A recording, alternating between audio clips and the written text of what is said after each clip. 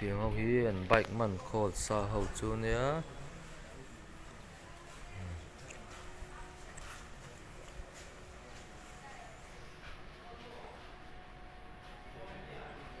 ấy Mizoram lắm pagat mi te bike bowlen an ngai kha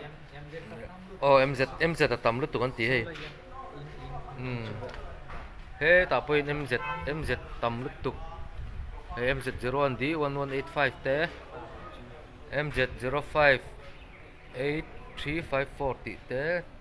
MZ hi he ta point MZ tho man hei tam lu tu ka in chunga alom thom ba su mi em pui ro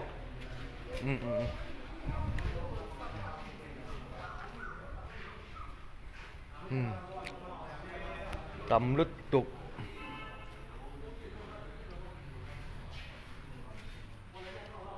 thế tiền tầm lít tục tầm tục